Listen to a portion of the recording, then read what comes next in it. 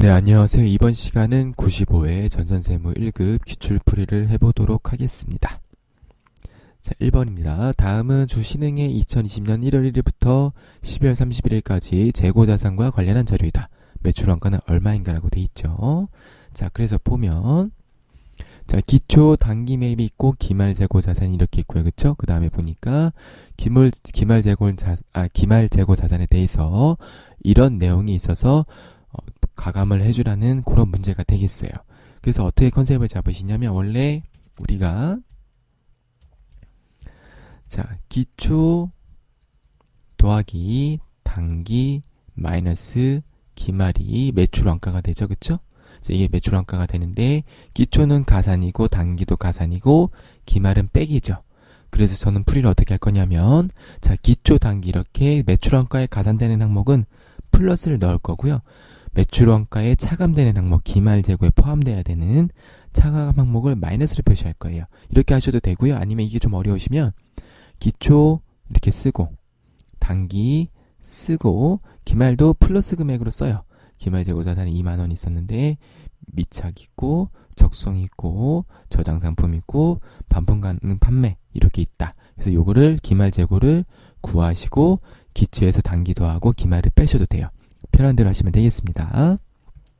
저는 요걸 해볼게요. 그래서 보니까 기초 재고 자산은 매출 원가의 가산 항목, 단기 매입도 플러스 항목이죠. 기말은 마이너스 항목인데 자, 이 밑에 보겠습니다. 미착 상품 매입이 있어요. 내가 샀는데 아직 들어오지 않았어요. 그쵸? 선적지 인도 조건 현재 운송 중. 그러니까 기말 재고 자산에 이게 색깔이 이렇게 돼 있네. 잠시만요.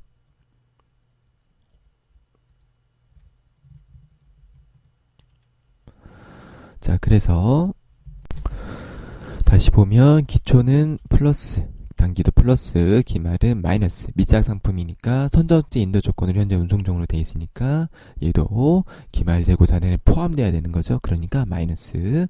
자, 그리고 적성품은 5만원 중에서 70% 판매 완료했으니까 30%만큼은 나의 재고 자산. 그러니까 매출원가의 차감 항목이니까 마이너스. 자, 그리고 저당 상품도 차액금 관련 담보 제공 자산인데 기말 재고 자산 실사 시 포함되지 않았다. 차액금 관련 담보 제공 자산인데 아직 포함되지 않고 별도로 저당을 설정돼서 실행된 게 아니기 때문에 얘도 우리 재고에 포함. 그러니까 마이너스. 자, 그 다음에 반품 가능 판매인데요. 얘는 반품액의 합리적인 추정이 불가능할 때는 기말 재고 자산에 포함시켜줘야 돼요. 그래서 얘도 마이너스예요. 자, 그래서 보면은 다 이렇게 하시면은 얘 곱하기 30해서 하시면은 21만원이 나오겠습니다. 자, 그리고 여기 문제 앞에 별표되어 있는 것들은 제가 멤버십 하시는 분들한테 별도로 강의를 제공해 드릴 거예요.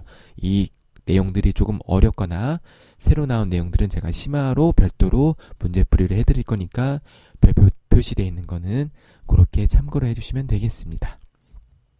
자, 2번 다음 중 유형자산의 인식요건에 해당하는 것을 모두 고른 것은 해서 보면 자, 요거는 조금 어려울 수 있어요. 왜냐하면은 문제가 좀 어렵거든요. 자, 요렇게 나왔을 때는 어려워요. 예를 들어서 1, 2, 3, 4번 중에 틀린 거를 고르시려면 답 찾기가 쉬운데요. 요건 좀 어려울 수 있어요. 그래서 자, 답은 이렇게 되는데요. 자, 보게 되면은 자산이 분리 가능하거나 자산이 통제 가능하여야 되는 거는 무형자산의 기준서에 적혀 있어요. 그래서 유형자산은 경제적 효익에 기업의 효익이 발생해야 되고요. 그 다음에 원가를 신뢰성 있게 측정할 수 있어야 돼요. 원가를 신뢰성 있게 측정할 수 있어야지 이 금액을 우리가 유형자산으로 대체할 수가 있겠죠. 그래서 답은 2번이 되겠고요. 요거는 기준서에 있는 내용이에요. 그러니까 요거를 그대로 복사해서 문제 출제를 한 거예요. 그래서 답은 2번이 되겠습니다. 3번, 4번은 답원, 라번은 무형자산의 인식요건에 해당되겠습니다. 3번 다음 중 이연법인세에 대한 설명은 옳지 않은 것은 이에요. 그래서 94에는 이연법인세의 계산 문제가 좀 어렵게 나왔었는데 이번에는 좀 쉽게 내었죠. 그쵸? 그래서 보면 자, 차감화 일시적 차이랑 가산화 일시적 차이가 있는데요. 자산은 자차 이렇게 외우셔야 되고요. 그 다음에 가산화 일시적 차이는 부로 돼 있죠. 그래서 우리는 부가 이렇게 외우셔야 돼요. 이연법인세 부채는 부가, 이연법인세 자산은 자차. 헷갈리시면은 이렇게 외우세요. 그래서 차감화 일시적 차이는 이연법인세 자산이고 가산화 일시적 차이는 이연법인세 부채다. 이렇게 개념을 잡아주시고 가시면 좋습니다. 자, 그래서 보면 차감할 일적 차이에 대해서 인식하는 이 법인세 자산은 향후 과세소득이 발생 가능성이 매우 높은 경우에 인식해야 되고요.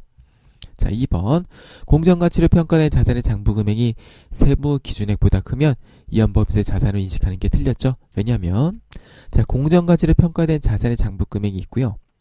세무 기준액이 있는데 자, 자산의 장부금액이 100인데 세무 기준액이 80이에요.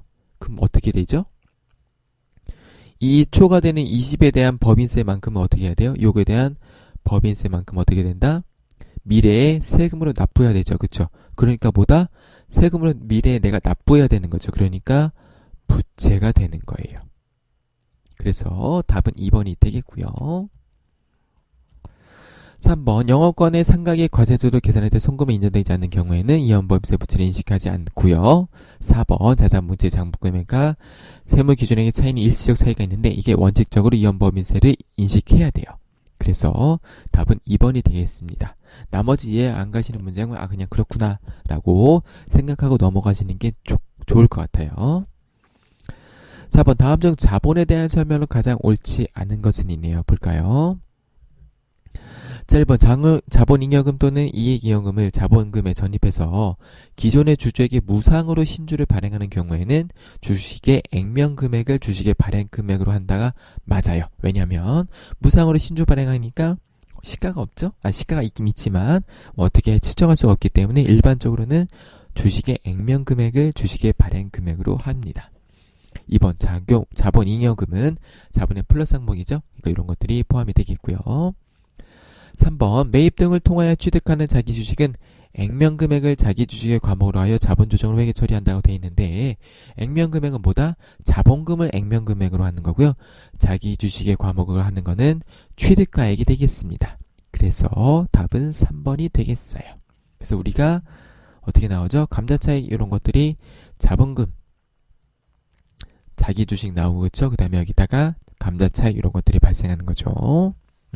이렇게 정리하시면 되겠습니다. 4번 현물을 제공받고 주식을 발행한 경우에는 현물의 공정가치를 주식의 발행금액으로 합니다. 5번 현금흐름에 대한 설명을 올바른 것은 95의 이론은 되게 다양하게 나왔죠. 자, 그래서 95 사회 때 아마 그쵸 현금흐름표 그거 나왔죠. 금액 나왔던 것 같은데 95에는 이것도 이론으로 바꿔서 냈어요. 그래서 보면 현금흐름표는 영업활동으로 인한 현금흐름, 투자활동으로 인한 현금흐름, 재무활동으로 인한 현금으로 구분하여 표시한다. 맞습니다. 2번 영업활동으로 인한 현금흐름은 현금의 대여와 회수활동, 유가증권, 투자자산, 유형자산 등의 취득과 처분활동 등을 말한다라고 되어 있는데요. 요거는 영업활동이 아니고요. 투자활동에 대한 설명이 되겠고요. 4번 재무활동으로 인한 현금흐름은 현금흐름의 차입 및 상환활동, 신주 발행이나 배당금의 지급활동 등과 같이 부채 및 자본계정에 영향을 미치는 거래를 말한다. 맞고요. 라번 영업활동으로 인한 현금흐름은 직접법 또는 간접법으로도 표시할 수가 있습니다. 그래서 답은 3번이 되겠습니다. 3번이 아니라 1번 가다 1번이 되겠습니다. 6번 원가에 대한 설명을 틀린 것은 뭐든 고른 것은 있네요. 기억 고정원가는 관련 범위 내에서 조업대의 증감에 따라 단위당 원가가 증감한다. 그쵸? 요거 주의해야 돼요. 총원가는 일정하고 단위당 원가는 증감합니다. 2번 종합원가 계산은 항공기 제작업, 건설업 등에 적합한 원가 계산이다. 요거는 뭐예요? 종합원가 계산이 아니고 개별 원가 계산이 되겠고요. 디귿 특정 제품에 직접 추적할 수 있는 원가를 직접 원가라고 한다. 맞습니다. 리을 공통원가 또는 간접원가를 배분하는 가장 이상적인 배분 기준은 뭐다? 원가는 기본적으로 뭐가 돼야 돼요? 원가 동인을 파악해서 수익과 비용에 대응돼야 되는 거예요. 그쵸? 그래서 요거를 무슨 기준이라고 하면은 인과관계 기준이라고 표현하기도 하고요. 수익 비용에 대응하는 대응 기준이라고도 표현할 때도 있습니다. 그래서 답은 기억과 디귿 2번이 틀린 거니까 죄송합니다. 틀린 것이니까 니은과 리을인 4번이 되겠습니다. 자, 7번 다음 자료를 참조해 단기총 제조원가를 구하면 얼마인가? 그래서 요거는 내가 알면은 쉽게 풀 수 있고요. 어려우면 어렵게 풀 수 있는데 제가 쉽게 푸는 방법을 소개해 드릴게요. 자, 직접 재료원가, 지정노무원가, 제조간접원가 더하면은 단기총 제조원가. 요거까지는 알아요. 그쵸? 근데 가공원가는 뭐예요? 직접 노무원가 더하기 제조간접원가를 가공원가라고 해요. 그래서 기본은 이렇게 세 개를 더하면 되는데 가공원가는 직접 노무비 더하기 제조간접비니까 얘랑 요거 직접 재료원가랑 가공원가만 더하면은 단기총 제조원가가 되겠죠. 그쵸? 그러니까 직접 재료원가 25만원인데 가공원가가 직접 재료원가의 150%니까 요거를 25만원 곱하기 150% 해서 얘랑 얘를 더하시면 되겠죠. 요거 두 개 구할 필요가 있다 없다? 없죠. 그래서 하게 되면 얘는 37만 5천원 나오니까 두 개 더하면은 62만 5천원이 되겠습니다. 8번 다음 중 보조 부분의 원가 배분에서 배부 기준을 적합하지 않은 것은 인데요. 1번 전력 부분은 사용한 전력량 맞고요. 수선 유지부는 뭐가 되겠어요? 수선 유지 횟수가 되겠죠. 면적이 타당한 거는 보통 건물이 되겠죠. 그래서 답이 2번이 되겠고요. 3번, 4번 맞는 설명이니까 보고 넘어가시면 되겠습니다. 9번 다음 자를 이용하여 원일의 직접 재료비의 완성품 환상량을 구하면 얼마인가? 선입선출법인데요. 특이한 게 있는데 직접 재료는 보통 문제 어떻게 나온다? 공정 초기에 전량 투입되고 라고 돼 있는데 여기 이 문제는 직접 재료비는 공정 초기에 40%가 투입되고 나머지는 공정이 70%가 진행된 시점에 전부 투입된다라고 돼 있어요. 그리고 나머지는 비슷하죠. 일반적인 내용이죠. 그래서 요거는 문제가 뭐냐면 제가 알려드린 공식이 어떻게 된다? 공정 초기에 전량 투입되는 것만 쓸 수 있고요. 공식을 요거는 쓸 수가 없는데요. 공식을 변형해서 써야 되는데 변형해서 쓰는 건 어렵기 때문에 제가 일단 FM을 한번 보여드리고 공식을 어떻게 변형해서 쓰는지 보여드리겠습니다. 그래서 자, 기초가 300, 단기 제약수는 6000, 완성량이 5500이니까 기말 재고는 800인데요. 선입선출법이니까 어떻게 되죠? 기초 투입량과 단기에 작업된 거를 환산을 해줘야 되는데요. 그래서 보면 자, 기초 300이 있었고요. 단기 5200이 있었는데 우리가 환산율을 보게 되면은 기초 거는 보시면은 자, 어떻게 되는 거냐면 이렇게 돼요. 자, 내가 70%에 전부 투입되는데 그쵸? 그래서 보면은 완성도가 90%, 기초 완성도가 90%고요. 초기에 40% 투입되고 그 다음에 공정에 70% 투입된 시점에 전량이 투입되는데 기초는 90%를 넘어왔으니까 이미 다 투입이 됐죠. 그쵸? 그러니까 환산율이 0%고요. 단기 거는 다 착수가 돼서 완성이 됐을 테니까 요 5200에 대해서는 요것도 0%가 적용이 되겠고 그쵸? 그 다음에 기말 제품의 완성도가 50%죠. 그러니까 이렇게 돼 있으니까 70%까지 못 왔으니까 100% 투입된 건 아닌데 초기에 40%가 투입되니까 50% 된 시점에서는 이 40%만큼은 투입이 된 거예요. 그쵸? 그리고 여기는 투입이 안 된 거고 그래서 보면은 자, 기말 800개가 있는데요. 얘는 환산율이 몇 %다? 40%. 초기에 40% 투입됐으니까 그쵸? 그래서 얘는 0%, 얘는 100%, 얘는 40%가 되겠어요. 그래서 5200 곱하기 100% 더하기 800 곱하기 40% 하면은 320이니까 5520이 답이 되겠죠? 그래서 답은 2번인데요. 자, 이거를 요걸로 공식으로 하게 되면 어려워요. 이렇게 할 수가 없어요. 그래서 공식으로 할 때는 어떻게 하냐면 기말 제공만 요걸 조정해 주시면 되거든요. 환산율이 40%니까 얘만 40%를 넣어주셔서 공식에 대입하시면 완성품 환산량이 나오게 되겠습니다. 이렇게 풀이하시는데 이게 좀 어려울 수 있고요. 이렇게 풀이하시면 가장 좋고 헷갈리시면은 이 공식의 예외다 해서 요거를 이렇게 외워서 푸셔야 되겠습니다. 그래서 답이 2번이 되겠습니다.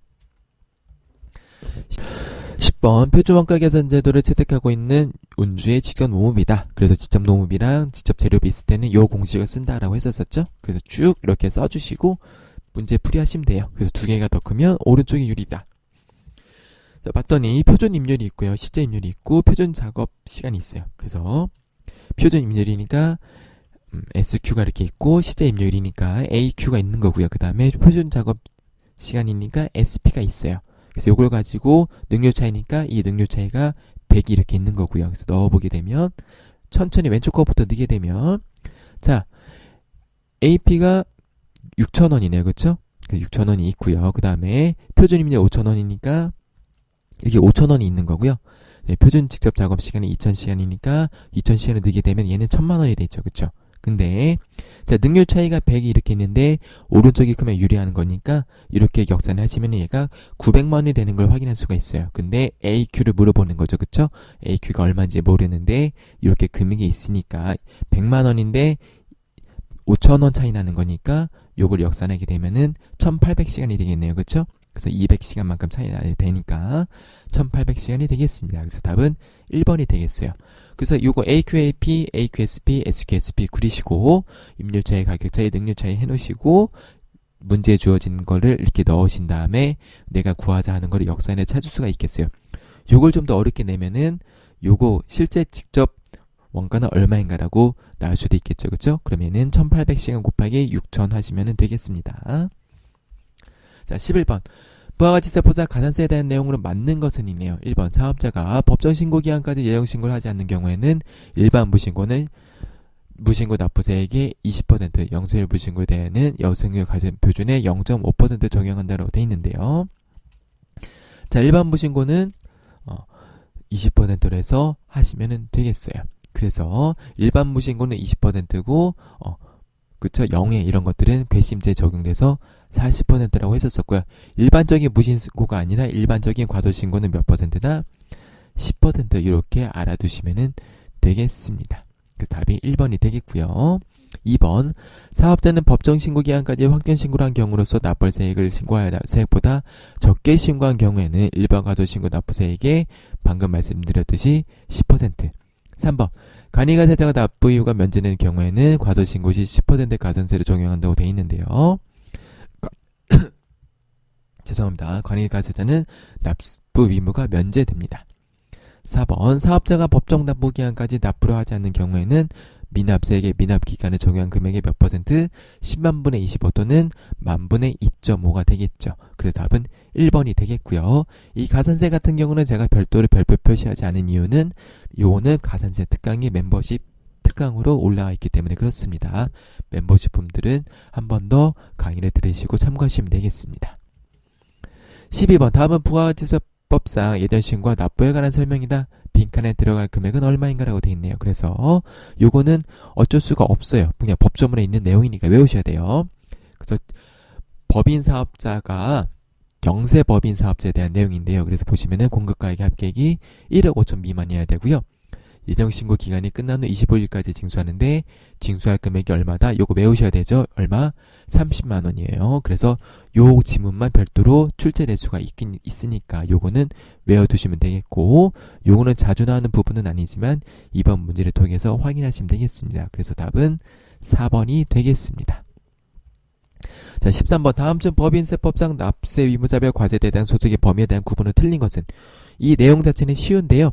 요거에 청산소득에 관련돼서 추가적으로 나올 수 있는 문제가 있기 때문에 요거는 제가 별표를 쳐드렸어요. 멤버십 분들은 별도로 제가 정리하는 것까지 학습을 하시면 좋겠습니다. 그래서 어렵지 않죠? 청산소득은 뭐만 된다? 내국 영리법인만 된다. 답은 2번이 되겠습니다. 14번. 법인세법상 업무 무관 경비에 대한 설명으로 올바른 것은 이네요. 법인이 직접 사용하지 아니하고 타인이 주로 사용하고 있는 장소, 건물 등의 유지, 관리비 등은 업무 무관 경비에 해당하겠죠. 당연하고. 자, 2번. 법인의 대주주가 사용하는 사택에 대한 경비는 업무 무관 경비에 해당한다. 맞습니다. 3번. 법인의 임원이나 대주주가 아닌 종업원에게 제공한 사택의 임차료는 업무 무관 경비에 해당하지 않습니다. 그래서 얘는 X인데 정확히 얘기하면 이 임원이나 대주주에서 이 임원이 좀 애매하긴 해요.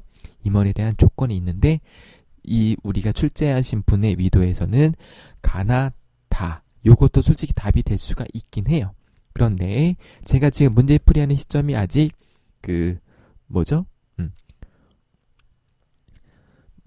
이의 제기한 내용이 나오지 않았기 때문에 엄밀히 따지면 답원도 답이 될 수는 있긴 해요. 이 임원이라는 표현이 좀 애매모호하게 들어가 있어서.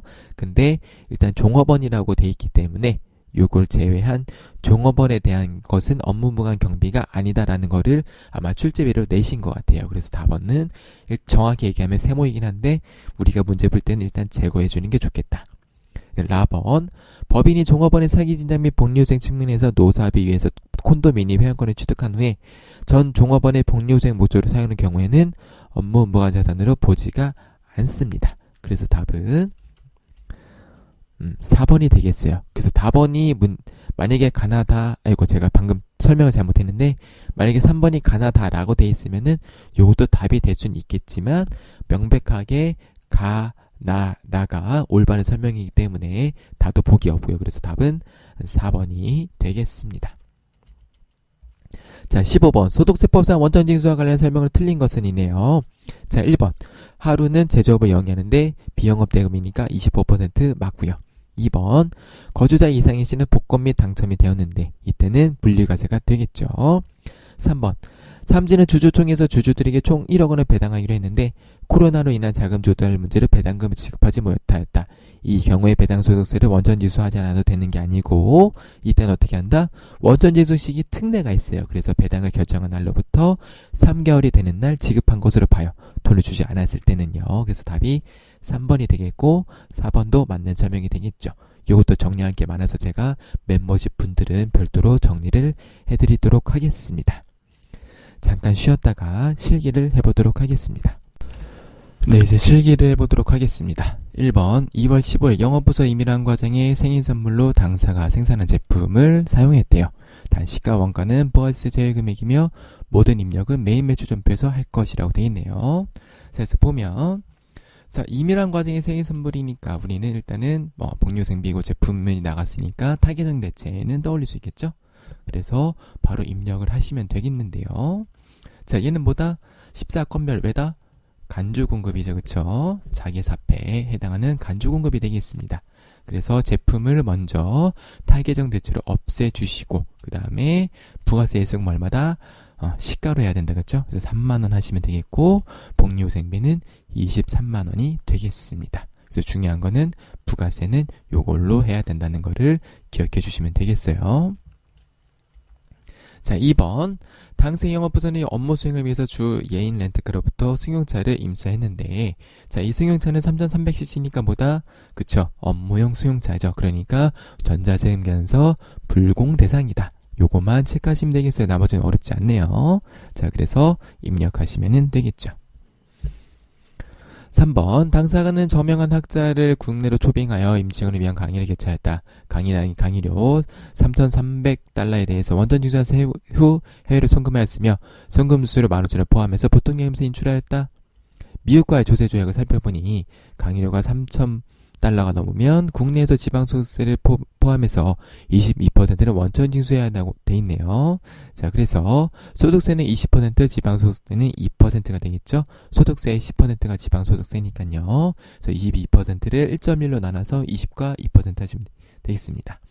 자, 그 다음 예수금 거래처는 국세의 경우는 화성세무서, 지방세의 경우에는 화성시청으로 되어 있네요. 그래서 그렇게 달아두시면 되겠죠. 그 다음에 기준 환율이 1110원이니까 1110원에 대해서 해주시면 되겠습니다. 이제 문제는 다 풀었네요. 분개 바로 해볼까요? 용업비 366만 3천원 1110원 곱하기 3,300달러 그 다음에 수수료 비용이 15,000원 발생했고요. 그 다음에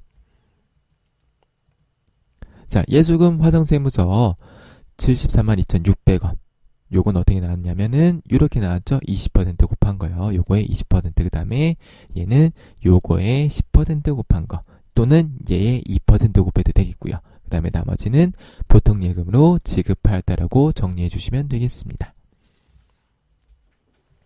4번 별표 처리해놨습니다. 좀 어려워요. 그래서 요거는 제가 심화학습은 멤버십 분들에게 별도로 해드리고 문제풀이만 바로 해볼게요. 자, 액면상 발행이 2021년 1월 1일인 액면가의 100만원의 사채를 회사 사정상 2021년 7월 1일에 발행하였다. 액면상 발행일의 발행가액은 92만 7,880원인데 7월 1일 현재 시장 이자율은 11%이고 액면 이자율은 10%이며 만기는 5년이다. 단 이자는 월화 계산하며 단수는 절사한다고 되어 있네요. 그래서 우리는 계산할 때 현황차 계산할 때 뭘 넣는다? 시장 이자율을 넣으면 되겠는데요. 자, 일단은 쭉 제가 한번 먼저 해보고 문제풀이를 해볼게요. 이렇게요. 자, 팁이 뭐냐면 요거예요. 이 문제는 되게 어려운 문제인데요. 아마 제 기억으로는 최근에 나왔던 사채 문제 중에서 난이도가 최상급이에요. 아마 제 개인적으로 감히 말씀을 드리면 이거 문제 푸신 분들 제가 봤을 때는 한 3% 정도밖에 안 될 것 같아요. 이걸 아셔도 전 선생님을 읽은 목적으로 이걸 공부를 하지 않았기 때문에 나왔으면 틀릴 가능성이 높다. 제 생각에는 많아야 3%?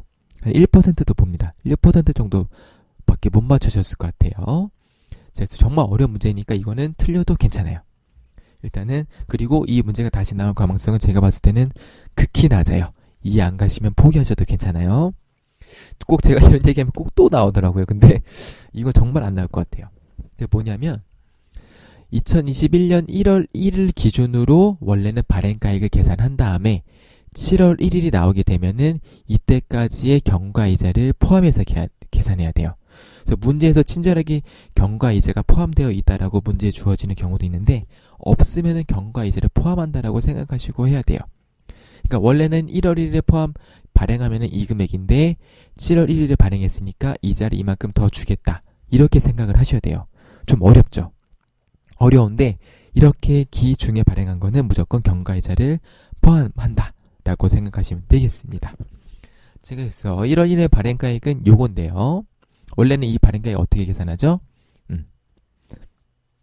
매년 지급하는 이자 금액과 그쵸?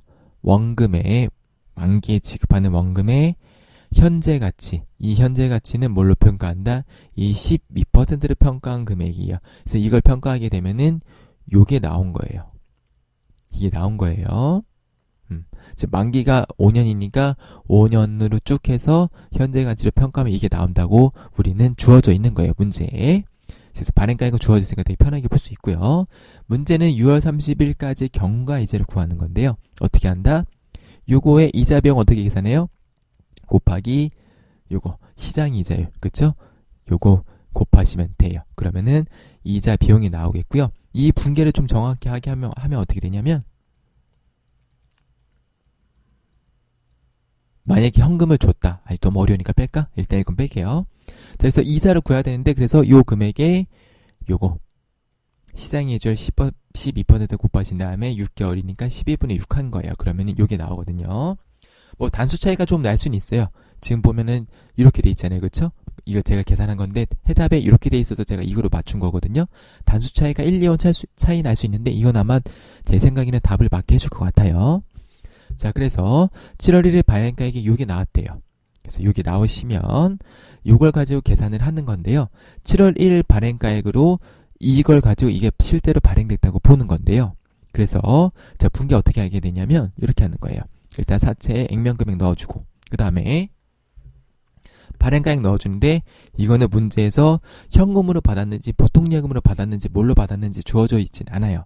그래서 저는 일단 임의로 현금으로 넣어봤어요. 뭐 보통예금으로 받았다, 보통 현금으로 받았다 주는데 없기 때문에 일단 저는 현금으로 넣어봤습니다. 그 다음에 어떻게 하시냐면 자, 이 미지급 비용은 뭐냐면 이 제가 어떻게 말씀드리냐면 1월 1일부터 7월 1일까지의 경과이자가 포함됐다고 말씀드렸죠. 그러면 무슨 얘기냐면 실제 내가 이자 비용은 이만큼 발생했고 내가 실제로 지급했어야 될 이자가 5만 원 있는데 얘를 어떻게 했다? 발급이네. 지급을 안 한 거예요. 그쵸? 지급을 안 한 거예요. 자, 그래서 이 미지급 비용이 이렇게 들어와야 돼요. 그래서 이 6월 30일에 경과이자 인식할 때 어떻게 분개를 하냐면 이제 이거 있으니까 하면 되겠다. 이자 비용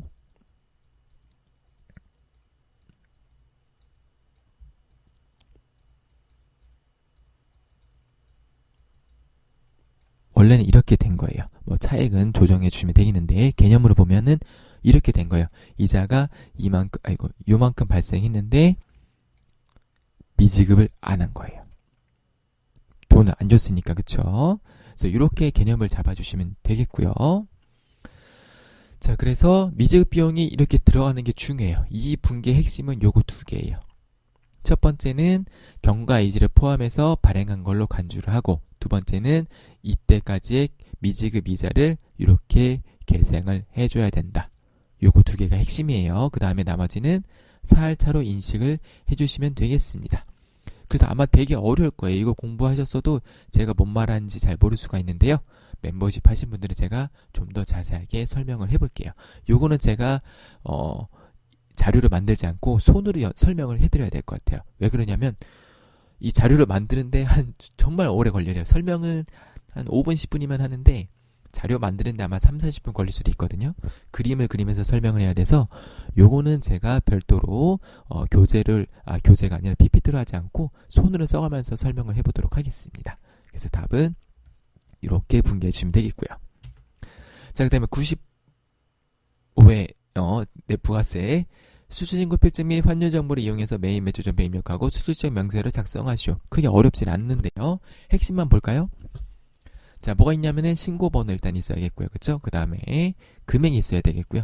그 다음에 구매자 있어야겠죠? 그래서 구매자 체크하시면 되겠고, 자, 그 다음에 금액은 요거. 그 다음에 선적일에 환율로 한다. 그치? 매출은 항상 선적일로 한다. 수출 같은 경우는 선적일에 환율로 하고 선적일로 인식을 한다. 라는 거를 기억해 주시면 되겠습니다. 결제금액 3만 불이니까 3만 달러니까 요걸로 기준해 주시면 되겠고, 환율을 요거 쓰시면 되겠어요. 그래서 입력하시면 되겠죠? 어렵지 않으니까 이렇게 입력하시면 되겠습니다. 그래서 4월 1 요거 중요하다. 4월 1 중요하고요. 환율 조심해서 넣어주시면 되겠습니다. 나머지는 어렵지 않으니까 하시면 되겠습니다. 자, 2번 요것도 별표 문제예요. 왜냐하면 요거는 자, 과세사업과 면세사업을 겸용하는 사업자인데요. 이렇게 지금 보시면 정산하는 게 있어요. 무슨 얘기냐면 과세사업과 면세사업을 겸용하는데 겸용할 때 정산하는 방법이 크게 세 가지가 있는데 정산하는 방법이 아니라 유형이 세 가지가 있는데요. 이거는 그 중에 한 문제가 나온 거예요. 그럼 저는 당연히 이 유형 나머지 두 가지에 대해서도 문제가 나올 수 있기 때문에 이것도 별도로 멤버십 자료로 강의를 해서 올려드리도록 하겠습니다. 일단 이거는 그 유형 세 개 중에 하나이다. 그리고 그 하나 중에 세 개 중에서 가장 어려운 거다. 그러니까 이것도 난이도가 가장 높은 부가세 문제다. 라고 우리가 설명을 할 수가 있겠어요. 우리가 아니라 제가 설명할 수가 있겠어요. 그래서 어떻게 하는 거냐면 보세요. 자, 1기 부가가세 확정신고시라고 돼 있죠. 그래서 확정신고시에 정산을 해야 되는 거예요. 요거는요. 그래서 어떻게 하는 거냐면 납부세, 환급세액의 재계산에 속해요. 제가 말씀드렸던 세 가지 유형 중에 한 가지 납부세, 환급세액의 재계산 유형에 들어가는데요. 이게 정말 어렵거든요. 자, 이건 어떻게 하는 거냐면 면세사업의 비율을 일단 내가 봐야 돼요. 봐야 되고 그 다음에 어떻게 하냐면 두 번째로는 이렇게 요거를 계산해야 되는데 무슨 얘기냐면 자, 내가 기준이 되는 게 2020년 1월 6월이죠. 일단은 자료 중에서 얘가 면세사업 비율이 20%예요. 근데 그 다음 기에 16%가 됐어요. 그렇죠? 그 면세사업 비중이 늘었어요? 안 늘었어요? 안 늘었죠. 그래서 재계산을 하지 않아요. 5% 미만일 때만. 근데 보게 되면 이때는 재계산을 하지 않았기 때문에 이 20%가 어디로 오냐면은 이 16% 적용되는 게 아니라 2021년 1기에는 이때 정산하지 않았기 때문에 요게 그대로 일로 오는 거예요. 이렇게요. 그래서 21년 1기에는 30% 면세 사업 비율이 30%에서 이 직전 과세 기간을 하는 게 아니라 이때 정산하지 않았기 때문에 얘를 가지고 한다. 즉 20%를 기준으로 해서 재계산을 해야 돼요. 그래서 우리는 프로그램에는 입력만 하면 되기 때문에 내가 실제로 계산할 필요는 없기 때문에 입력만 하시면 되죠. 그래서 입력할 때는 뭘로 한다? 요거 2020년 1월에서 6월에 발생한 요거를 직전 과세 기간에 입력을 한다는 거를 기억을 하고 계셔야 돼요. 이게 가장 중요해요. 그리고 두 번째는 뭐냐? 첫 번째는 요 조건이 있는 거예요. 두 번째는 무슨 조건이 있냐면은 감가상각 자산에 대해서만 해요. 그러니까 예를 들어서 이게 문제가 감가상각 자산 취득 내역이 있고요. 별도로 이 밑에 뭐 재고자산 취득 내역이 있다. 그러면 재고자산 취득 내역은 계산한다 안 한다? 안 해야 돼요. 그래서 뭐만 된다? 감가상각 자산, 즉 유형자산에 대해서만 합니다. 유형자산에 대해서만. 자, 그래서 요거에 대해서만 하는 거예요. 문제에 만약에 감가상각 자산이 있고 별도로 뭐 재고자산 원재료 매입 내역이 있으면 이거는 한다 안 한다? 안 한다. 요거만 한다. 그래서 요거 두 개가 중요합니다. 첫 번째는 면세율이 5% 미만으로 된 게 있는지 확인해서 얘네들만 계산해야 되는 거고, 두 번째는 유형 자산에 대해서만 해야 된다라는 거를 기억해 주시면 되겠어요. 그래서 자, 입력은 쉬워요. 자, 건물 구축물 해놓고 매입세액 넣어놓고 경과과세기간 얼마예요? 2기간이죠. 언제 취득했냐면 2020년 1월 1일에 했으니까, 그쵸? 그럼 2021년 1기, 그 다음에 2기 지났죠. 넣어주시면 되겠고, 그 다음에 요거 단기 거는 요거 거를 넣어주시면 되겠고, 그쵸? 요거 거는 당연히 단기니까 이걸 넣어주시면 되겠고, 직전 거는 뭘 넣어야 되냐? 요거를 넣어주셔야 돼요. 이게 중요해요. 그래서 어떻게 하는 거냐면은 이렇게 해서 하시면은 자동으로 증감률이 10%가 들어가고요. 자동으로 이렇게 정산되는 거를 확인할 수가 있겠습니다. 정말 어려운 문제예요. 그래서 몇 점이나 줬어요? 6점이나 줬죠. 그렇죠? 법인세 배점과 똑같이 6점이나 준 문제입니다. 어렵습니다.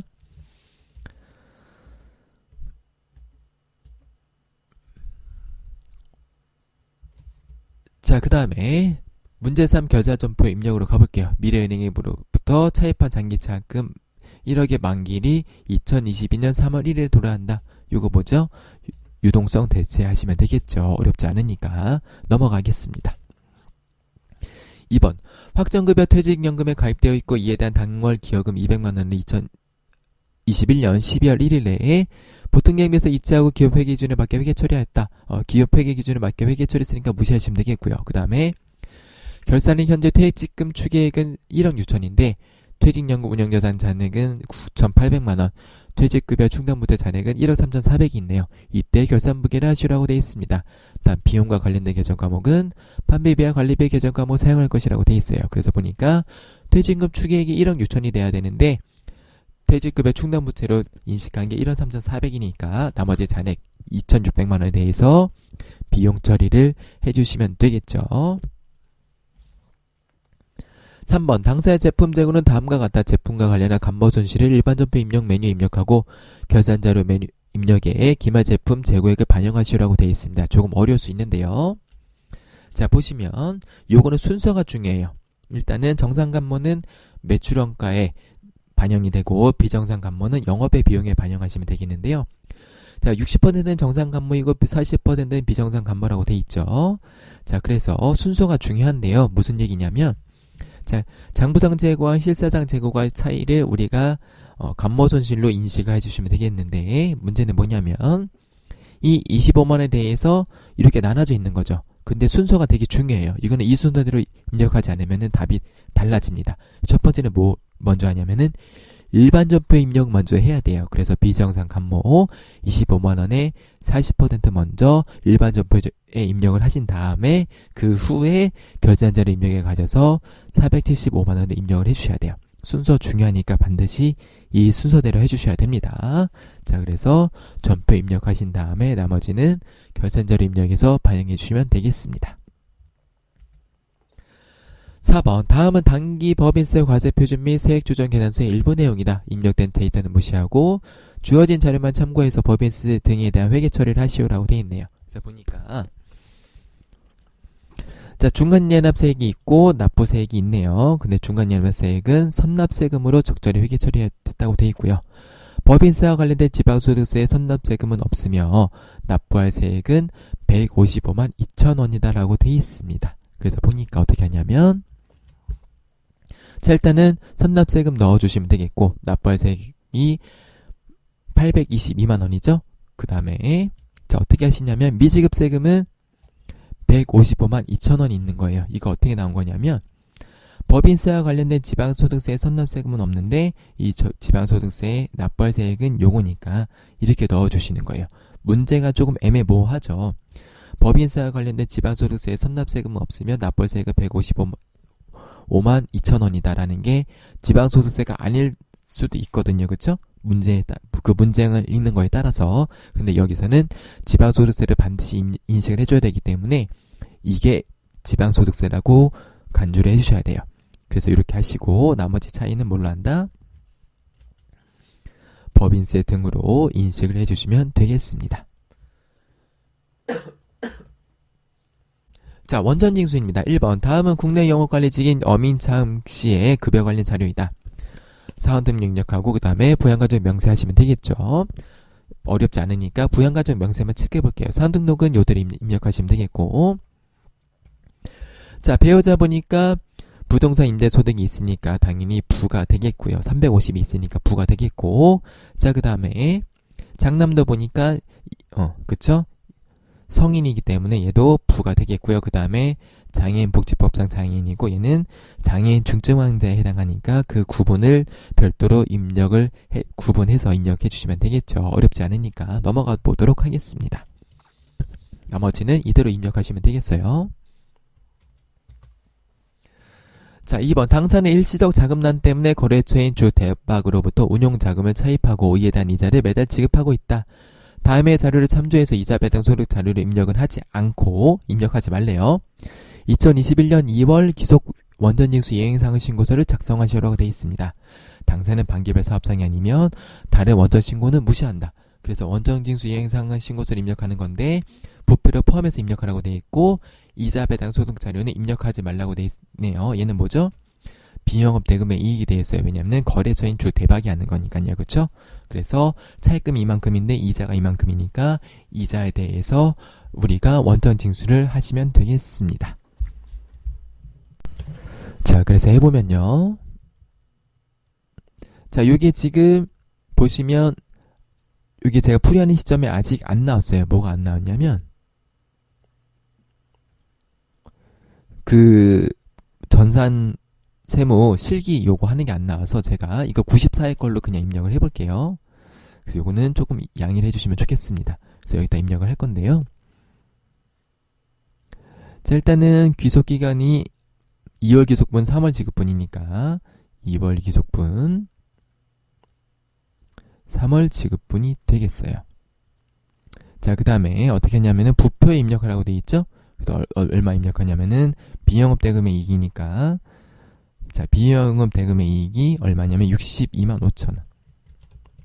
이렇게 작성을 해주시면 되겠고요.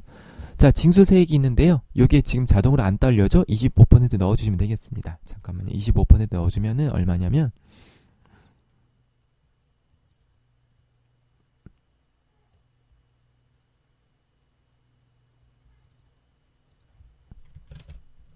아이고. 예, 25%를 넣어볼게요. 그러면은 156,250원이죠? 이렇게 여기다가 넣어주시면은 되겠습니다. 그 다음에 자, 여기서 블록 해야 되나? 잠시만요. 이걸 저장 어떻게 할 수 없나? 요거를 저장하는 칸이 있으면 좋을 텐데.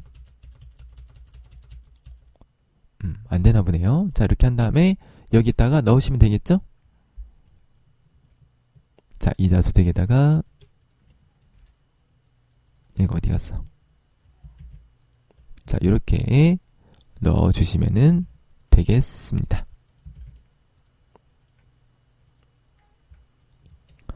자, 다음 3번. 다음의 자료를 이용해서 소득자의 인적사항을 등록하고 소득 관련 자료 입력하시오. 그래서 어렵지 않으니까 입력해 보시면 되겠습니다. 그냥 있는 거 그대로 요거 소득 구분만 잘 구분해서 입력하시면 되겠습니다. 그래서 이렇게 입력을 하시면 되겠고요. 뭐 어려운 거 없죠. 네, 얘도 마찬가지로 참고하셔서 입력을 해주시면은 자동으로 계산이 돼서 나오도록 하겠습니다.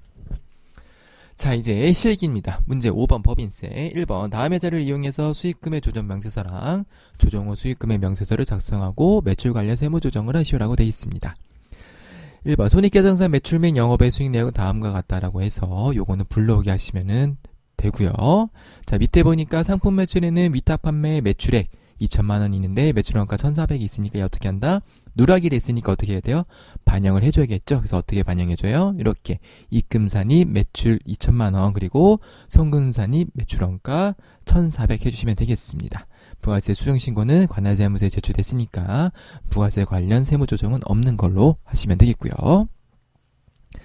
다음에 부가세 신고 내역이 있으니까 요거는 조정후 수익금액 명세서에서 실제 재무제표 매출액이랑 부가세 매출액의 차이를 조정을 해주시면 되겠는데요. 자, 여기 보니까 개인적 공급이 있네요. 개인적 공급은 당해 제품에 대하여 매입세 공제를 받았으며 해당 금액은 시가임이라고 돼 있죠. 그래서 요거는 그냥 요대로 입력하면 된다라고 알려주는 문구가 되겠습니다. 그래서 실습을 해볼 건데요. 이게 아직 제가 지금 풀이하는 과정에서 아직 기출문제가 나오지 않았기 때문에 요거는 원래는 불러오기를 해야 되지만 저는 그냥 수기로 한번 입력을 해볼게요. 여러분들이 실제로 나중에 하실 때는 불러오기를 하시면 될 것 같습니다. 자, 그래서 일단 입력을 해볼게요. 제품 매출이고 수익금액이 얼마죠? 일단은 제품 매출 위에 거부터 해볼게요. 1385 빵빵빵 1385 빵빵빵. 그 다음에 일단 없고 그 다음에 매출에 상품 매출이, 자, 입력할 때 보시면요, 일단 있는 거 그대로 입력하셔야 돼요. 11억 4천이었나요? 네. 그리고 가산 차감할 건데 일단 입력부터 해볼게요. 그 다음에 자, 자비익이 있네요. 그게 얼마냐면은 150만원 이렇게 하시면은 되겠습니다. 자, 그 다음에 이제 상품 매출 요거 밑에 거 2천만원 1,400 해볼게요. 그래서 가산에 2천. 그 다음에 자, 보시면은 어디 가냐면은 뭐 잔역 작업 직류 있고 인식규제 적용 특례 있는데 요건 해당 없죠. 그래서 여기서 하시면 되겠습니다. 그래서 상품 매출 수익 금액이 2천이고요. 원가가 1,400이었죠? 네. 그래서 1,400 이렇게 하시면 되고요. 나머지는 없죠. 이렇게 하시면 되겠습니다. 자, 그 다음에 저장하시고 다음에 이제 조정후 수익금액 명세 가셨어요. 이제 입력한 게 자동으로 불러오기가 되죠.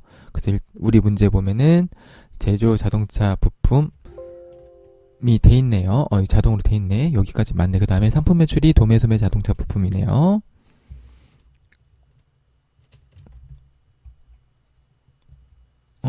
여기 원래 불러오기가 돼야 되는데 여기서 해야겠네. 자, 그래서 503006 자, 넣으시면 되겠고, 그 다음에 얘도 똑같이 343인데 얘는 어떻게 한다 그랬었죠? 얘를 어떻게 한다 그랬었죠? 자, 보시면 잠깐만요. 제가 이걸 잘못 입력했네. 잠깐만요. 여기 제품 매출이 아니라 여기다 가산해야 되죠? 네. 이렇게 하시면 되겠고, 얘를 다시 해볼게요. 자, 그래서 이렇게 불러온 게 확인할 수가 있겠죠. 얘는 503006 네, 그래서 이렇게 돼야 되고요. 자, 자비익은 어떻게 한다 그랬죠? 얘를 더해줘야 되죠. 그래서 1385가 아니라 1386500 이런 식으로 해주시면 되겠습니다. 얘는 지워주시고요. 이렇게 해주시면 되겠어요. 그리고 수입 뭐 이런 거 없으니까 요대로 마무리 해주시면 되겠고요. 그 다음에 조정후 수익금액 명세 요거 해야 되죠. 요것도 원래 불러오기 하면 되는데요. 지금 불러오기가 안 되기 때문에 그냥 제가 입력을 해볼게요. 자, 여기는 없지만 제가 계산을 미리 해놨었어요. 그래서 보시면은 얘는 2562 빵빵이 되겠고요. 조정후 수익 금액은 여기 있는 2646이 될 거예요. 그래서 1550이 차이가 나는데, 자, 어떻게 되는 거냐면, 자, 보니까 일단은 비품 매각대 500 있죠. 얘는 유형자산 및 무형자산의 매각 이렇게 넣으시면 되겠고, 그 다음에 상품 매출 관련 선수금 미리 받은 거네요. 그렇죠? 그래서 얘는 요거예요. 거래 공급 시 차이의 가산. 그 다음에 나머지 개인적 공급은 여기 개인적 공급 있죠? 여기다가 넣어주시면 되겠습니다. 자, 그러면은 차액이 0원인 거를 확인할 수가 있고요. 나머지 이렇게 확인되는 거라서 여기는 항상 금액이 없어야 되겠습니다. 자, 이렇게 해주시면 되겠습니다. 자, 그 다음에 2번 가보도록 하겠습니다. 아, 참, 2번 요거 하기 전에 잠시만요. 요거 큰일 날 뻔했다. 요거를 제가 여기가 아니고 여기죠? 세무 조정을 안 했어요. 생각해보니까. 네, 세무 조정을 할게요. 그래서 여기 보시면은, 매출 누락이라고 되는데, 직접 그냥 누르셔가지고 하셔도 돼요. 그래서, 상품, 매출, 누락, 2연분, 이렇게 쓰셔도 되겠고, 누락으로 그냥 쓸까요? 네. 2연이라고 쓰셔도 되고, 누락이라고 쓰셔도 되고요. 그래서 2천만원. 얘는 유보고, 그 다음에 송금산입도 상품, 매출, 원가, 누락, 과소. 얘는 1,400이었죠? 네. 이렇게 하시면 되겠습니다. 자, 이렇게 하시고 나오시면 되겠고요. 자, 이제 2번 다시 가볼게요. 다음 재를 이용해서 접대비 조정 명세서를 작성하고 세무 조정을 하시오.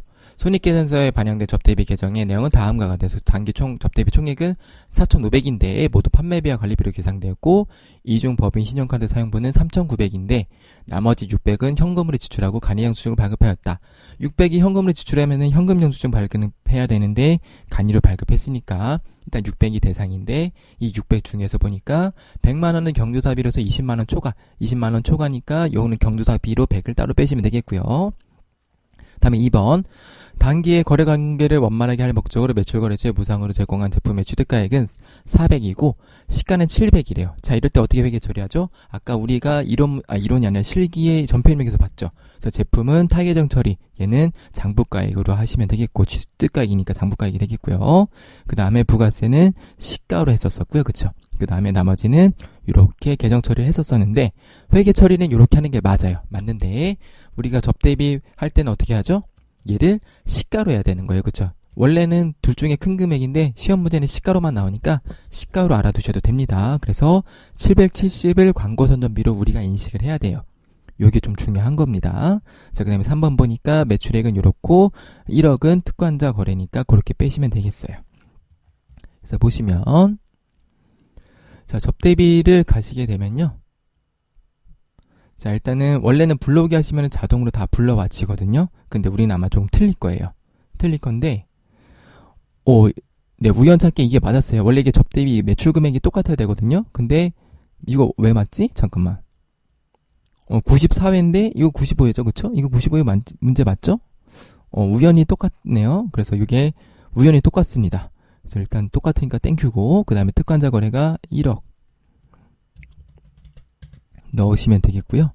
자, 그러면은 합계가 2526500 확인해 하셨죠? 접대비 계정 금액은 4,500인데, 자, 그 중에서 신용카드 미사용 금액, 경조사비 기준 총화 금액, 그래서 100. 그래서 얘도 100이 되겠고요. 그 다음에 접대비 기준 중에서 신용카드 등 미사용 금액은 얼마예요? 이제 600인데 100 뺐으니까 500이 되겠죠? 그러면 총 초과 금액은 4,400이 되겠습니다. 자, 그래서 이렇게 넣어주시면 될 것 같고요. 그 다음에 광고 선전비 보시면은, 자, 얘는 계정 금액이 770인데 보니까 요게 끝이에요. 그쵸? 그래서 광고 선전비 있는 금액을 접대비 한도 계산할 때 넣어라, 이런 뜻이거든요. 자, 이렇게 넣으시면은 크게 무리는 없을 것 같아요. 자, 그 다음에 접대비 조정 명세서 값을 보시면은, 자, 요런 게 이렇게 나오죠. 그래서 한 번 더 확인을 하시면 되겠습니다. 자, 근데 이제 문제가 뭐냐면요. 제가 요거를 왜 보여드리냐면, 자, 요게 다를 수가 있어요. 뭐가 다르냐면은, 여기 일반 접대비 한도 계산할 때 이게 지금 94회라 가지고 2020년 거거든요. 여기 보시면. 그래서 2021년 거랑 바뀔 수 있어요. 2020년 때 코로나 이런 것 때문에 요게 우리가 지금 원래 일반 수익 금액에다가 한도율을 곱해서 계산을 하게끔 돼 있거든요. 근데 이 한도율이 아마 지금 2021년 거랑 달라서 여기 지금 끌고 오는 금액이 다를 수 있어요. 그래서 저는 화면에서 이 금액이 나와요. 217만 2,250원이 나오는데 아마 2021년 거 다운받고 하시면은 금액이 다를 거예요. 근데 저는 일단 요거를 입력해 볼게요. 그러니까 우리가 한도율을 구해서 그걸 곱해서 계산하는 게 아니기 때문에 프로그램에 나온 대로 입력하시면 돼요. 저는 일단 요거를 입력할 건데 여러분들이 실제로 95에 다운받아서 입력하시면은 다를 거예요. 자, 그래서 할게요. 요거는 600에 기타 사유출이 되겠고요. 그 다음에 한도 초과액은 답이랑 다를 거예요. 요거는 뭐 제가 잘못 푼 게 아니라 지금 기수가 그러니까 요거 연도가 다르기 때문에 다른 거니까 요거는 실제 풀이하실 때는 그걸로 입력을 해주시면 되겠습니다. 자, 그렇게 하시면 되겠고요.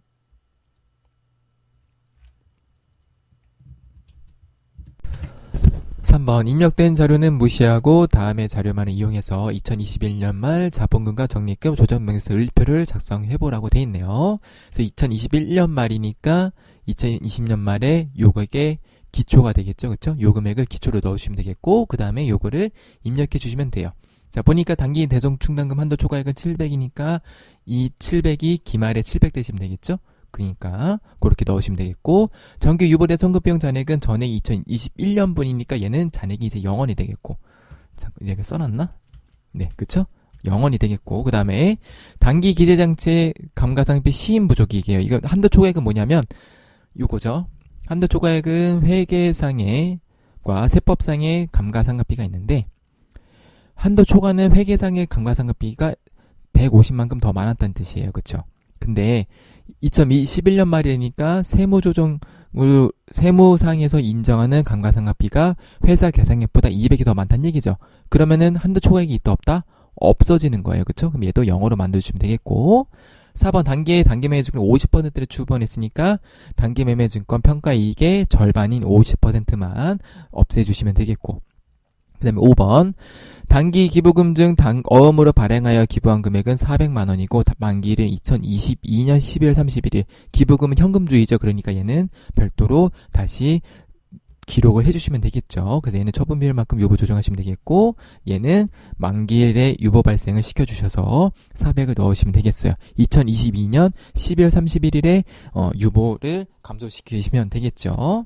그래서 이것도 입력을 해볼게요. 크게 어렵진 않고요.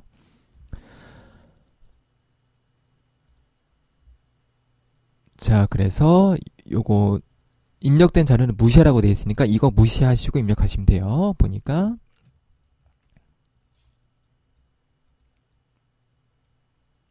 지워야 되나? 일단 그냥 둘게요. 이게 나와 있네. 입력된 자료 무시하라고 되어 있으니까 지우라는 얘기는 없고 무시하라고 되어 있으니까 대손 충당금 한도 초과액 500이 있었고 그 다음에 선급비용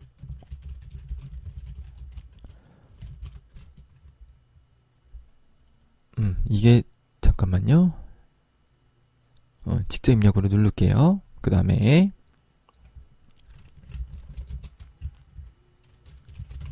기장치 감가상각비 한도 초과 150 그 다음에 단기 매매증권 평가이익 그래서 얘는 마이너스 280 자, 이 상태에서 단기 대성충당금 한도 초과액이 700이니까 얘 감소시켜 주시고 그러면 이렇게 보이시죠? 이렇게 0원이 된 거. 그 다음에 다시 700을 늘려주시면 되는 거예요. 이렇게. 그래서 기말잔액 기준으로 조정을 한다라고 생각해 주시면 되겠습니다. 자, 그 다음에 선급비용은 단기 거였죠? 그러니까 그대로 0원 만들어주시면 되겠고 기계장치도 똑같이 0원으로 만들어주시면 돼요.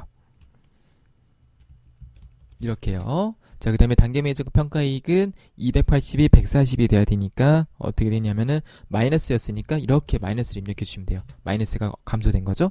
이런 식으로 입력을 해주시면 되겠습니다. 자, 다음에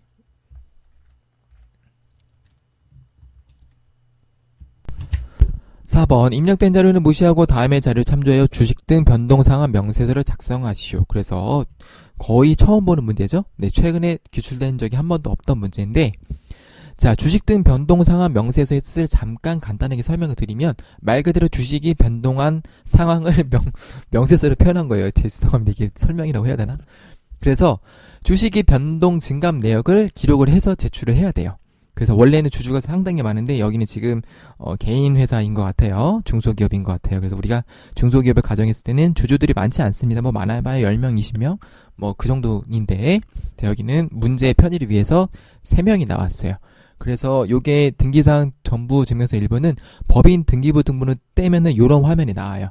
그래서 우리 회사는 뭐고 뭐 대표는 어디에 살고 주소도 나오고 뭐 뭐 이사는 누구고 뭐 감사는 누구고 뭐 등등등 뭐 회사에 대해서 뭐 일주의 금액 이게 액면가예요. 액면가고 발행한 주식의 총수는 총 100만 주를 발행할 수 있는데 그중에서 현재 2만 주만 발행했다. 이렇게 알 수도 있고 평균 등기일도 나와요. 자, 그래서 이게 중요한 게 아니라 주식이 어떻게 변동되는지 우리가 파악을 해야 되는데 2021년 거니까 2020년 말이 기초가 되겠죠? 얘네들 기초가 되겠고 2021년 말은 이렇게 되는데 봤더니 장세효과 인재율은 2021년 4월 8일에 유상증자에 참여하였다. 유상증자는 액면가액으로 진행되었다. 원래 유상증자를 진행할 때는 뭐 어떻게 한다고 있어야 되는데 그런 게 없죠. 그래서 이럴 때는 어떻게 하냐면 그냥 그 지분율 퍼센트대로 했다고 보시면 돼요. 그래서 유상증자가 액면가액으로 진행되었다 해서 하시면 되겠고 그 다음에 인재율은 2021년 11월 15일 본인의 주식 2,000주를 우민호에게 액면가액으로 양도하였다라고 돼 있죠. 그러니까 지금 만주에서 2만 주가 됐는데 유상증자를만 돼 있는 거니까 유상증자가 만주가 됐는데 그 중에서 비율대로 하다 보니까 만주를 5,000주씩 가진 거예요. 그래서 보시면 자 4월 18일 유상증자를 만주로 했는데 5,000주씩 나눠 가졌다. 요거는 주식의 비율대로 계산한다. 그 다음에 11월 15일날 양도를 했는데 인재율이 2,000주가 줄었고 그 다음에 우민호에게 2,000주가 늘었죠. 그래서 기말에 이렇게 된 거예요. 만주, 8,000주, 2,000주. 그래서 이거를 그냥 입력만 하면 돼요. 그러니까 얘는 별도의 세무조정이 있는 건 아니에요. 입력만 하시면 돼요. 뭐 어렵게 나오면 얘를 세무조정하라고도 나올 수 있는데 우리는 그냥 입력만 하면 되니까 그냥 입력만 하면 되겠습니다. 그래서 입력을 한번 해보러 가보도록 하겠습니다. 자, 그래서 여기 있네요. 주식 등 변동상황 명세서. 저도 이 화면을 거의 처음 보는 것 같아요. 원래 보통 이제 엑셀로 많이 작성하다 보니까 그래서 보시면은 엄청나게 뭐가 많죠? 복잡하죠? 그래서 이제 입력을 하시면 되는데 자, 요런 것도 있고 뭐 요런 것도 있고 그래서 얘는 주식 등 변동상황 명세서 얘는 주식 출자 지분 양도 명세서 그래서 원래는 보시면은 그 각각의 개개인에 대해서 언제 양도하고 취득했는지 날짜를 써야 돼요. 날짜를 써서 얘가 이 앞으로 이제 들어오는데 지금 문제에서는 좀 애매해요. 이게 지금 주식 등 변동상황 명세서만 작성하라고 돼 있긴 하거든요. 약간 애매한데 원래는 요것도 입력을 해야 되긴 해요. 여튼 일단은 요거를 가지고 해보도록 하겠습니다. 자, 그래서 자본금 출자금 변동 상황부터 눌러야 되는데 요 물음표 있죠? 요걸 누르시면 이렇게 나와요. 그래서 어떻게 하는 거냐면 기초에 원래 몇 주가 있었냐면은 만 주가 있었는데 그쵸? 자, 주당 액면가가 얼마였냐면은 5,000원. 자, 그러면은 이렇게 계산이 돼서 나오는데요. 자, 여기서 어떻게 했냐면은 우리가 유상증자를 4월 18일날 했죠. 그쵸? 그래서 이게 2021년에 입력이 되는구나. 2020년에서 안 될 줄 알았는데 일단 되네요. 그 다음에 우리는 무선주란 얘기 없으면 다 보통주예요. 그 다음에 원인 코드 보니까 이렇게 쭉 있죠. 일단은 주식의 종류 보통주 해놓고 유상증자죠. 1번 누르시면 돼요. 자, 그 다음에 주식수가 만주가 증가했어요. 똑같이 주당 액면가로 아마 했을 거예요. 자, 요렇게 해주시면 되겠고요. 여기 액면가액으로 진행됐다고 다 있죠? 그래서 이 액면가를 하시면 되겠고 자, 그 다음에 얘를 넣어주신 상태에서 이제 넣으시면 되는데요. 자, 어떻게 하는 거냐면 첫 번째로는 이게 아마 검색이 안 될 수도 있어요. 잠시만요. 지금 입력하면 되는구나. 장세혁. 그래서 지금 보시면은 원래 이게 뭐 누구다라고 나와 있어야 되는데 별도로 없고 이렇게 있으니까 여기 보이세요? 2번의 개인. 그래서 주민등록번호가 6608 이걸 빼볼게요. 잘 안 보인다. 다 안 보이는구나. 자, 그래서 66081319531116 넣으시면 되겠고 자, 그 다음에 2분의 기초가 얼마였냐면은 5,000주였어요. 그쵸? 5,000주였는데 자, 이제 증가를 했는데 증가를 뭘로 했냐면 유상증자를 한 거죠. 이렇게 그렇게 하시면 되겠고 나머지는 없어요. 그럼 2분은 끝난 거고 자, 그 다음에 인재율이었죠. 자, 2분도 똑같이 개인인데 60427에 10821111 10821111 네. 자, 이렇게 하시면 되겠고, 이분도 5천주가 있었는데, 유상증자로 5천주를 받았는데, 자, 어떻게 됐냐면은, 양도를 했죠? 그래서 얼마냐면은, 2천주를 하셨어요. 그러면 이렇게 주는 거 보이시죠? 이렇게 되시면 되겠고, 이분이 우민호 씨한테 팔았죠.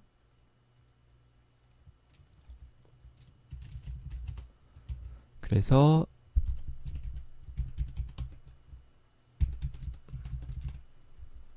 넣으시면 되겠고, 주식수가 없었어요, 기초에. 그냥 두시면 되겠고요. 이분은 양도가 아니라 뭐 했어요? 양수했죠. 한 사람이 팔았으니까 한 사람 산 거죠. 그러니까 양수에다가 2천주 이렇게 입력을 하시면 돼요. 자, 이렇게 입력만 하시면 되겠고, 약간 애매한 게 원래 요것도 넣어야 되는데, 일단은 넣어야 되는데, 일단은 뭐 자동으로 끌고 가긴 하네요. 뭐 일단은 요거는 쓰란 얘기 없으니까 일단 요까지만 하고 저장을 해보도록 할게요. 이렇게 하시고 나오시면은 되겠습니다. 자, 그 다음에 5번 갑니다. 다음의 자료를 참조해서 법인세 수정신고 작성 시 가산세 계산서를 작성하시라고 되어 있습니다. 그래서 당사 1인 주주인 나 주주씨는 2021년 10월 30일 주식전부 액면가액인 5천만원으로 박상우 씨에게 양도하였다. 하지만 법인세 신고 시 주식 변동이 없는 것으로 착각하여 주식 등 변동상환 명세를 제출하지 않았다. 아까 방금 본 것처럼 주식, 그러니까 주주들의 주식이 증감이 있으면 주식 등 변동상환 명세를 제출해야 되는데 이분은 착각을 해서 모르고 안 했다라고 돼 있네요. 자, 그 다음에 자, 법인세법상 정규증빙을 수취하지 못한 내역이 다음과 같이 존재하는데 법인세 신고 시 가산세를 반영하지 못하였다. 정규증빙을 수취하지 못했으니까 얘는 지철 증명서를 미수치 가산세를 입력하시면 되겠고요. 요거는 우리가 자주 보던 건데 요건 처음 보는 거죠.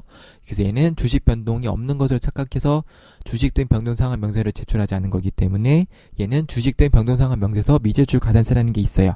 그 메뉴를 찾으셔서 입력을 하시면 되겠습니다. 자, 그 다음 여비교통비가 총 3건 200만원이고 이 중 한 건은 2만원으로 간이영수증을 수취하였음이라고 되어 있고요.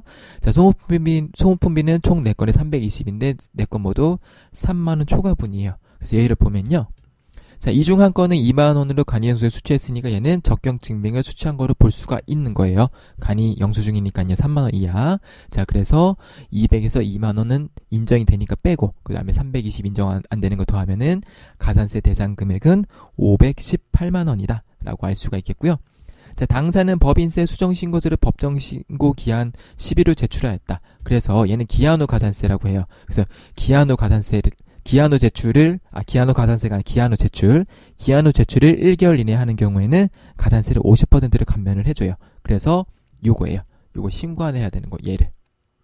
요거는 신고랑 상관이 없죠, 그쵸? 그러니까 얘는 그냥 이걸로 끝나는 거고 얘는 이렇게 되는 거예요. 그래서 얘만 적용이 된다. 그래서 아마 얘는 입력을 아마 수정 못하게끔 돼 있을 거고요. 얘는 수정이 가능하도록 아마 있을 것 같아요. 입력을 하러 한번 가보도록 하겠습니다. 가산세 계산서. 자, 그래서 보시면 이런 게 있는데, 자, 우리는 미제출 가산세가 되겠죠? 그래서 지주증명서류니까 얼마였냐면은 518만원. 자, 이렇게 입력하시면 얘는 고정이 돼 있죠? 그 다음에 주식 등 변동상환 명세서 우리가 미제출이에요. 착각해서 제출하지 않았다니까 미제출인데 5천만원인데, 자, 이렇게 조정이 가능한 것들은 이렇게 나와 있어요. 그래서 얘를 이렇게 반으로 줄여주시면 되겠습니다. 자, 그 다음에 자, 마지막 6번이에요. 다음의 자료를 참조하여 소득금액 조정 합계표 메뉴를 작성하시라고 되어 있습니다. 요거는 3점짜리인데 내용은 조금 어려운 내용들이 나왔어요. 그래서 한번 볼게요. 입력은 뭐 크게 어렵지 않으니까 제가 하진 않고 설명만으로 가름을 하도록 하겠습니다. 자, 자비 보세요. 당해 법인세 신고 납부 경정 청구로 환급된 법인세임이라고 되어 있죠? 이게 어떻게 해야 되죠? 입금 부산입해야 되죠. 왜 그래요? 법인세 비용 어떻게 해요? 우리가 송금 부산입하죠. 그럼 법인세 환급액도 당연히 뭘로 해야 된다? 법인세 수익인 거예요. 그렇죠? 어떻게 보면 법인세 수익의 개념인데 요거는 반대로 반대가 아니라 반대 세무 조정을 해주시면 되겠죠. 자, 그 다음에 이자 수익, 공장건물 재산세 과언납 환급금에 대한 이자이다.